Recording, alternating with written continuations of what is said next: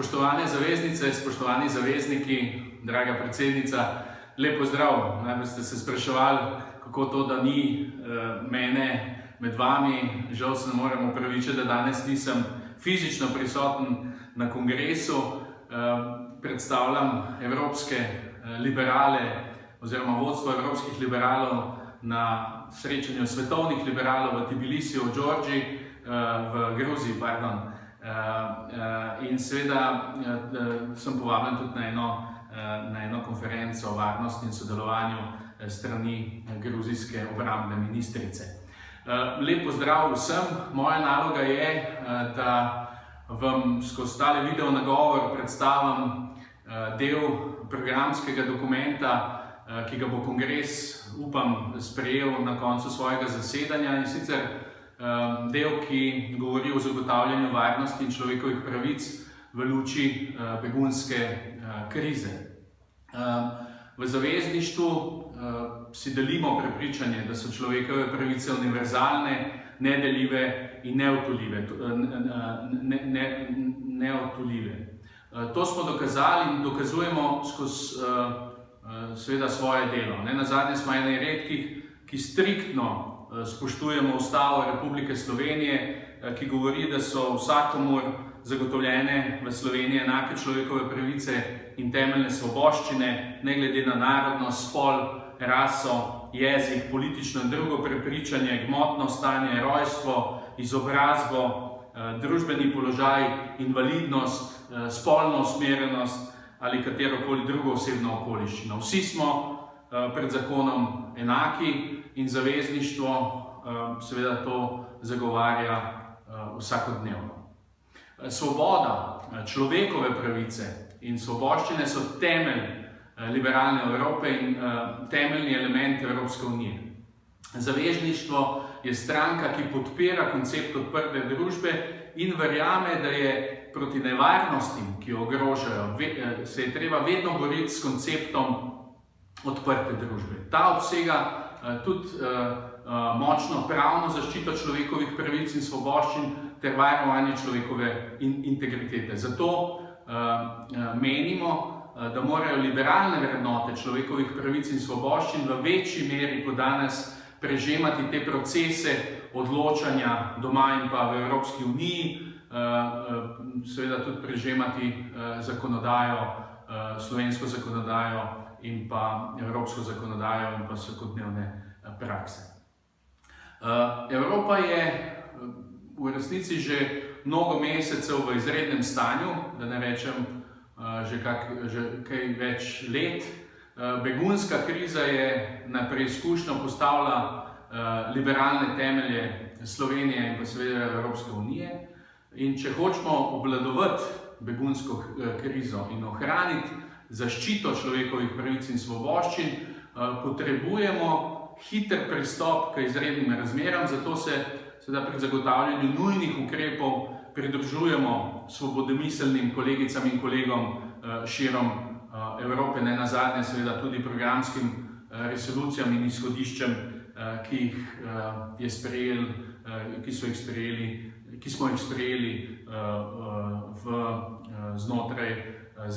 znotraj evropskih liberalov. Edine rešitve, ki so jih doslej pokazale članice glede begunske krize, so zapiranje meja, taktika za odvračanje beguncev in seveda uvedba tako imenovanih nacionalnih kvot za begunce. Prav tako je obžalovanja vredno, da se direktiva o začasni zaščiti ni začela uporabljati še pred več kot pol leta, čeprav je bila pripravljena posebej za ravnanje v primeru množičnega prihoda državljanov tretjih držav. Medtem pa se seveda razmere vse bolj zaostrujejo, vse bolj uhajajo izpod nadzora in obenem pa nažalost so kršene človekove pravice in svoboščine tistim, ki so zaradi kršitev le-teh in nasilja domačih agresivnežev pobegnili od doma in si iščejo varno življenje pri nas v Evropi.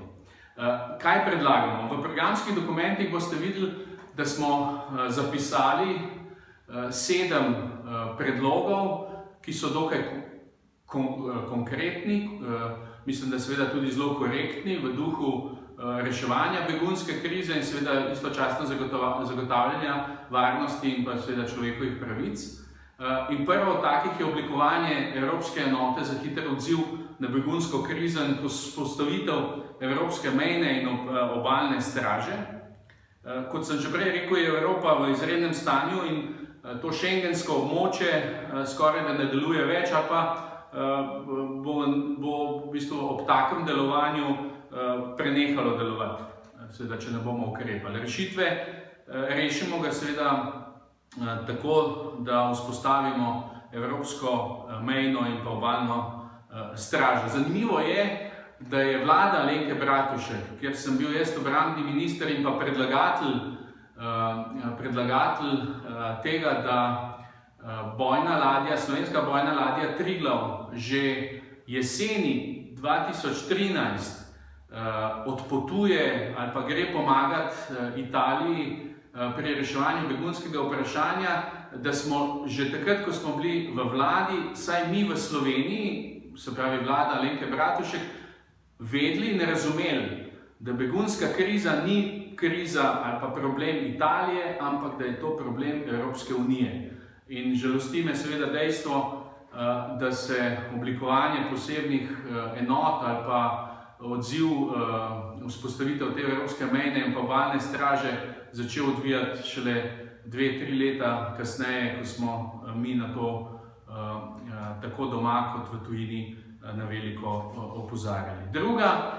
Drug predlog, ki ga predlagamo, je drugačna poraba 3 milijard evrov iz dogovora s Turčijo, med drugim tudi za neposredno finančno pomoč beguncev.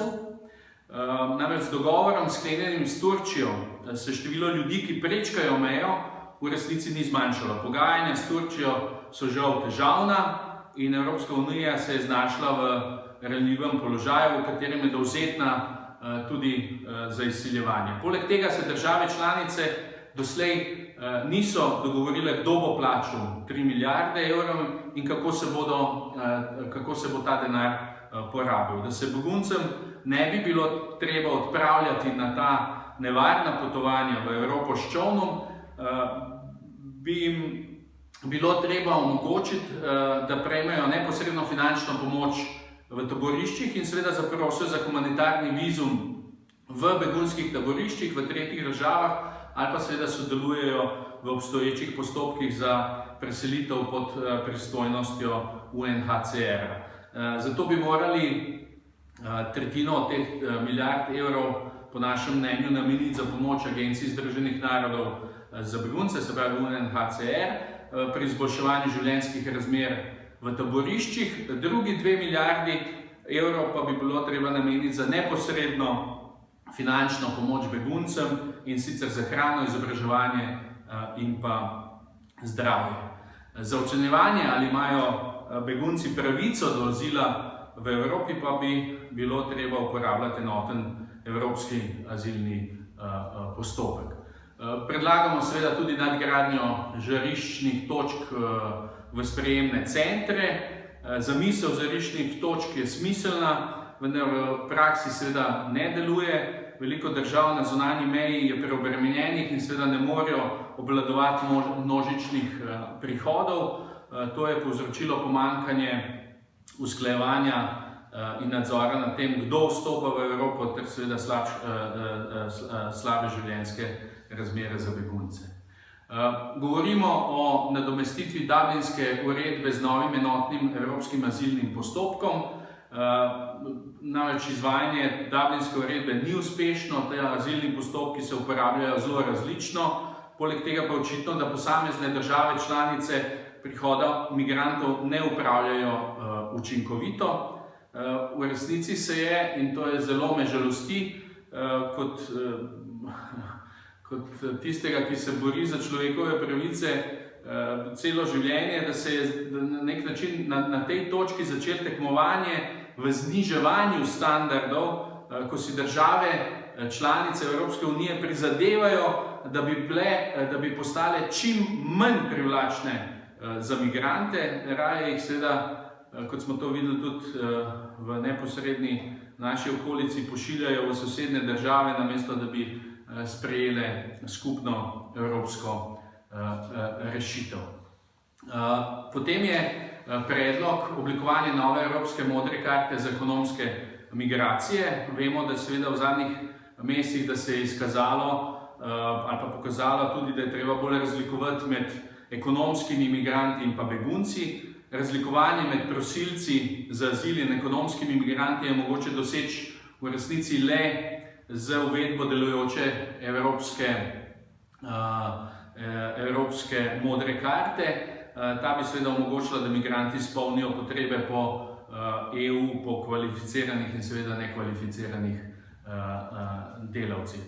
Seveda, ko bo vse to narejeno, je treba narediti nek evropski mirovni načrt in pa Marshallov načrt za regijo, kako vzpostaviti mir, najprej mir, potem pa seveda načrt za obnovo infrastrukture v tistih delih sveta, iz katerih te begunci največ bežijo, in seveda jim pomagati, vkolikor je to mogoče, vrniti se v izvorno državo, predvsem če je to za njih varno.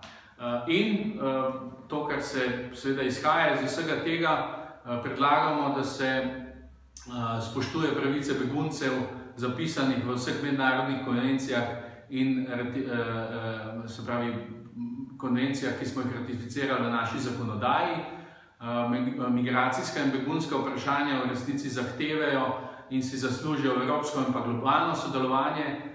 V Evropi odprtih meja morajo države članice prevzeti skupno odgovornost za begunce. Pomembno je, da celotna Evropska unija s skupnimi kakovostnimi standardi prevzame odgovornost za mednarodno zaščito oseb, ki takšno zaščito potrebujejo.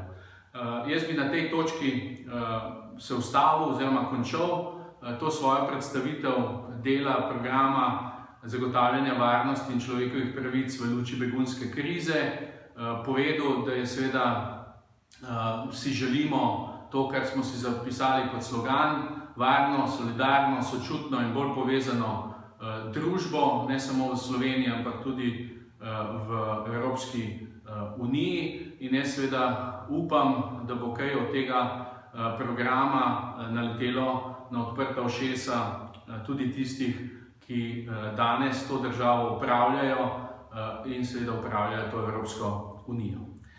Drage zaveznice, zavezniki, se zahvaljujem za pozornost, ki ste mi jo namenili. Seveda vam želim obilo dobre diskusije ob programu, ki ga upam bomo vsi skupaj na tem kongresu sprejeli. Ne bi bil pa jaz, če ne bi rekel, da seveda vam želim tudi veliko dobrega druženja in pa zabave, glede na to, da se ne vidimo velikokrat v tako velikem številu. Lep pozdrav vsem!